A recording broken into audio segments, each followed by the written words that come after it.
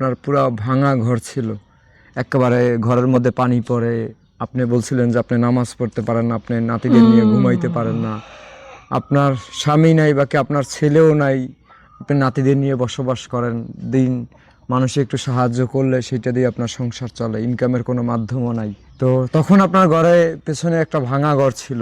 তো দেশবাসী আপনাদের সাহায্য পাঠাইছে বিকাশ নগদ আপনাদের নাম্বারে 2948 টাকা 27 পয়সা, মানে 3000 টাকার মতো।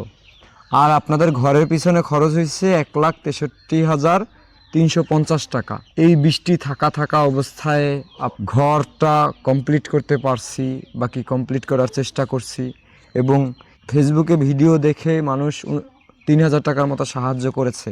আর বাকি টাকা কিন্তু একজন মানুষ সাহায্য করছে, বুঝছেন? আলহামদুলিল্লাহ। বাকি টাকা কিন্তু একজন মানুষ সাহায্য করছে, বলতে পারেন ওই যে 1,60,000 টাকার মতোই সাহায্য করছে। তো আমি একটু জানতে চাই যে এই ঘরটা যদি আপনার ছেলে উঠাইতে চাইতো, বাকি আপনার ছেলে যদি এই 1,60,000 টাকা জমাইতে বাকি ইনকাম করতে আপনার ছেলে বেঁচে থাকলে আসলে কতদিন সময় লাগতো? এটা কি 1-1.5 বছর ছাড়া পারতো না। 1-1.5 বছর ছাড়া পারতো না? না, তো আপনার আমাকে খাওয়াইতো না, টাকা জোগাড় করতো, পয়সা না ঘর ধরতো রে বাবু। সেটাই তো, সে তো ওই হাল চাষ করার মেশিন চালাইতো, ট্রাক্টর নাকি জানি, ওই যে ধান ওই মাটি যে ভাঙে, জমি চাষ করতো। তো তার ইনকাম অল্প ছিল, সংসারের তো চালান লাগতো, পয়সা না, ইনকাম করতো, পয়সা না। তো সেই তুলনায় তার সংসার চালাইয়া এই ঘর করতে আপনার যে 1-1.5 বছর যাইতো। এর থেকে যাই হোক 1-1.5 বছর, সেই 1-1.5 বছরের কাজ আজকে আপনার সন্তান তো বেঁচে নাই। না, আপনার সন্তান মারা গেছে সাপে কামড়ের কারণে। আপনি আপনার নাতিদের নিয়ে জীবনযাপন খুবই দরিদ্রভাবে করেন।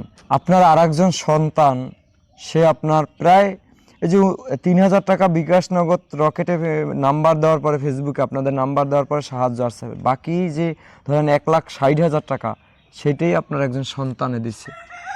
আলহামদুলিল্লাহ, ভালো বাঁচি আছে, গলায় বাঁচি।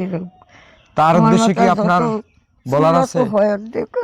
সে কিন্তু এই আপনার ছেলে বেঁচে থাকলে যে ইনকামটা করতো, সেই ইনকামটা আপনার আরেকজন ছেলে করছে। ছেলে না, উনি একজন মেয়ে। সেই মেয়ে, হ্যাঁ মেয়ে, একজন মেয়ে, সে সাহায্য করছে ধরেন 1,60,000 টাকায়।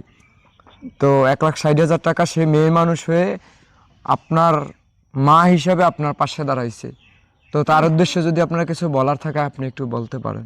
বলতে পারি, এখন আমরা কিভাবে খাই, কিভাবে থাকি, ঘরে পেদা করুন দরকার। ইনাইনাত করলে 2 বেলা মধ্যে 1 বেলা তো 2টা ডাইল ভাত খাওয়ার বাবা, আমরা বুড়া মানুষ খাই না, খাই। এই বাচ্চা তো এখন চাই না, বাচ্চার একটু পছন্দ, এই তো অসুখ বেড়াম হয়, ওই টাকা কইতে দিয়ে কি করি, মানুষের দিকে চাইয়াতে যার মনে ভালো লাগে 10 টাকা দেয়, যার ভালো লাগে না দেয়। মানুষের লাগে জোর আছে না, বল আছে, আমার আছে, করার কিছু নাই। তো এই ঘরটা মানে যে আপনি পাইছেন, আপনার সন্তান নাই, আপনার অনেক সন্তানের মাধ্যমে, বাকি এক সন্তান বাকি কয়েকজন সন্তানের মাধ্যমে উপহার পাইছেন। এই আল্লাহর কাছে লাখ শুকরানা, এটা উপহার পাইছেন। আপনি হয়তোবা নামাজ পড়ে ওই যে আল্লাহর কাছে চাইছেন, আল্লাহ হুকুম করছে, সেই মাধ্যমে কিন্তু আমাদের আশা। নাহলে আমরা কোথাও ঢাকা থেকে আসছি, বরিশাল তো নিয়েছেন।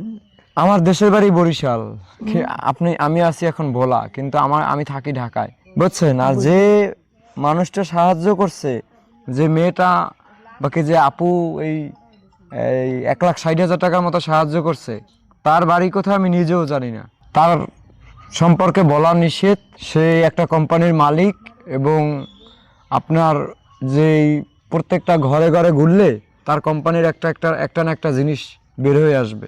অনেক উপর লেভেলের একজন মানুষ আপনার ঘর করার জন্য এই সাহায্যটুকু করেছে, তার জন্য দোয়া করেন। এবং যারা এই 2 টাকা একজনের সাহায্য পাঠাইছে, তার জন্য দোয়া করেন, সে যেন আগামীতে আরো সাহায্য করতে পারে।